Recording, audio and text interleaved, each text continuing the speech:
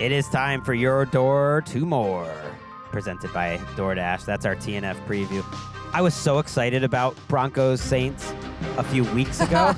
I'm still really excited, but in a different way. Unfortunately, it's a little ghoulish. It is.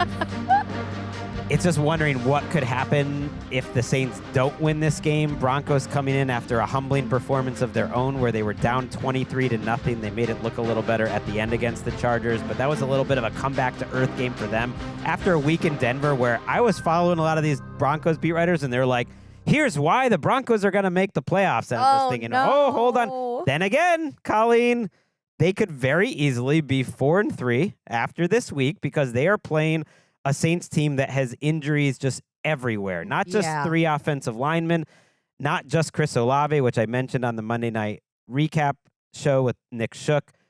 Rashid Shaheed is very possibly missing this game with a knee injury. So we're talking about Spencer Rattler throwing to Bub Means and Cedric Wilson as his top wideouts. I hate that for Spence. Against a great defense. Which name combination? Yeah. Spencer Rattler to Bub Means. Yeah. I love that. And it kind of worked on Sunday, actually. It was Bub Means' first real action as a pro, and it was one of those things where those two guys were throwing to each other a lot in training camp as like the third stringers, and now they're starting. And Rattler overall looked good in the first interesting. half. Now, this is a Broncos defense that will probably not have Patrick Surtain, who also suffered a concussion on Sunday, so that's unfortunate. But they're going to throw a lot of blitzes at a bad Saints offensive line and a rookie quarterback. That's a tough recipe for the Saints. Yeah, I was just looking at the fact that you have two rookie quarterbacks starting and then two key players in concussion protocol, one on each team in Surtain and Chris Olave. The Broncos offense has been tough to watch. They are really struggling, almost shut out at home. But Bo Nix intercepted on his first attempt in that game. Just really set the tone for the rest of the day. Really nixed the play. Really, truly. Hey now. They have no run game, no pop whatsoever. So it's either going to be a really good day for the Saints defense, who just gave up 51 points minus the one fumble return to the Bucs, or a really bad day for the Saints at home in a game that the Sean Payton Invitational.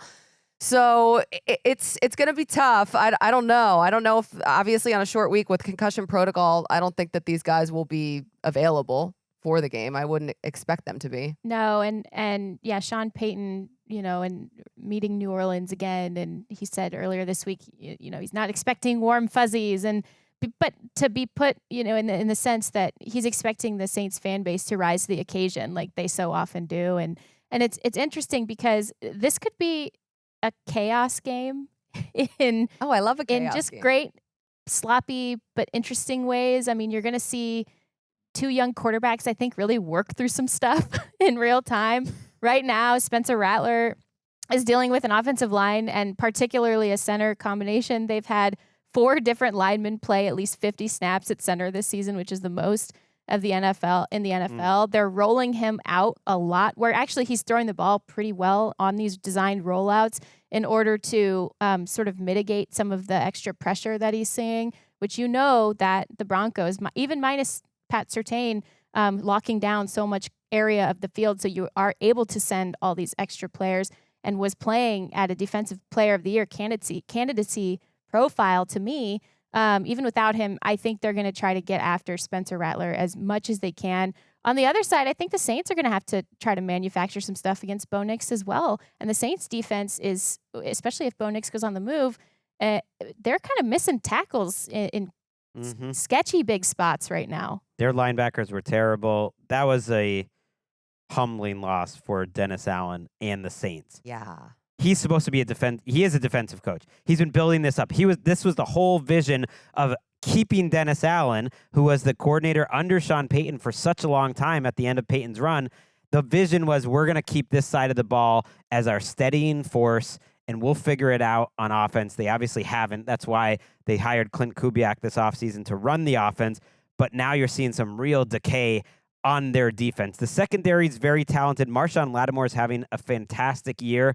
Overall, the secondary hasn't been their issue, but their linebacker play Demario Davis is one of their best players, but it's almost like it got contagious. All their linebackers aren't making tackles. Cameron Jordan isn't as involved as he used to be in terms of playing. And yeah, I mean, this Broncos offensive line for the most part has been good this year. And if Dennis Allen gets embarrassed by like a rookie quarterback at home, Sean Payton, it's an interesting organization in that I think Mickey Loomis has more power than just about any non-owner in the NFL now that Pete Carroll and Bill Belichick are out of the league.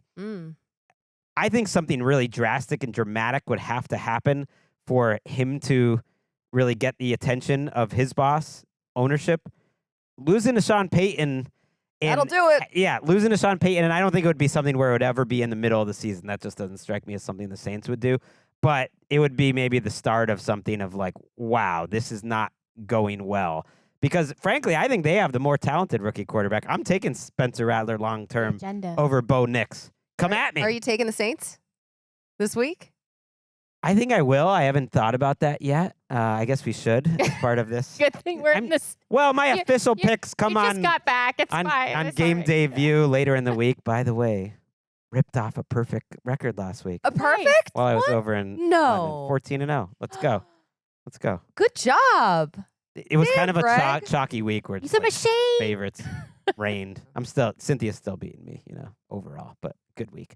I think I would take them just because I want to root for it. We're having the guys from the Saints Block Party podcast on live on YouTube after this game.